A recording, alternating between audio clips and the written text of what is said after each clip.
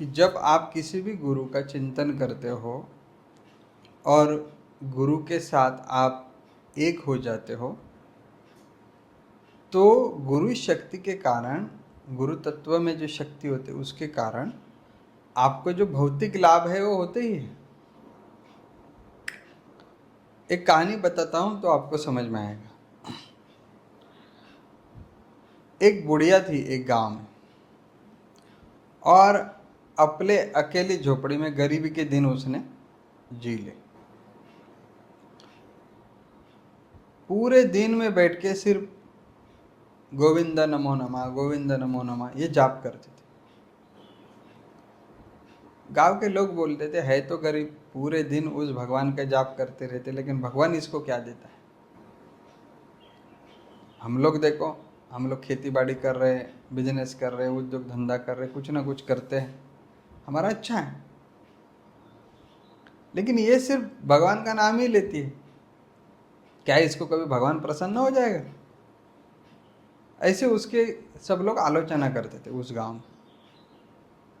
कुछ सालों बाद उस गांव में सूखा पड़ गया, बारिश ही नहीं आई। 2 साल हो गए, 3 साल हो गए, 10 साल हो गए, उस गांव में बारिश नहीं हुई। बहुत गरीबी आई, बहुत गरीबी आई। फिर भी वो महिला हर दिन जो उसकी 6-7 घंटे की जो साधना थी गोविंद नमो नमः, वो उतनी ही श्रद्धा से करते थे। उसकी श्रद्धा कभी कम नहीं हुई। हमारी श्रद्धा कुछ होता नहीं है तो कम हो जाती। जो लोग नामस्मरण करते हैं, जो लोग पूजा पाठ करते हैं, वो श्रद्धा से करते हैं ना, तो दुख आता है तो श्रद्धा कम हो जाती है हमारी, संकट आता है तो श्रद्धा कम हो जाती, कभी नहीं होनी चाहिए। जो मेरे मालिक ने मुझे दिया है और मेरी योग्यता के अनुसार मुझे दिया है और मेरे भले के लिए दिया, ये इतनी कठोर श्रद्धा होनी चाहिए। तो वैसे ही वो जो बुढ़िया थी, वो बुढ़िया जो गोविंद नमो नमः का जाप करती वो जारी रहा। 8-9 साल बारिश नहीं आई थी। उस गांव में साधु फकीर आए।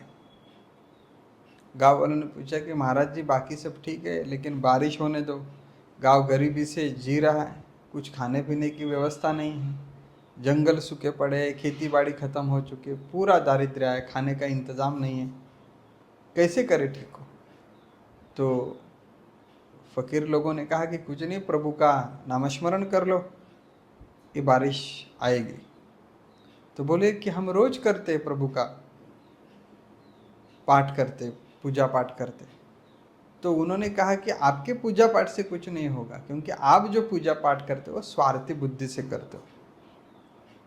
आपके अंदर वो उतनी ताकत नहीं है, शक्ति नहीं है कि आपके पूजा पाठ से भगवान प्रसन्न हो जाए।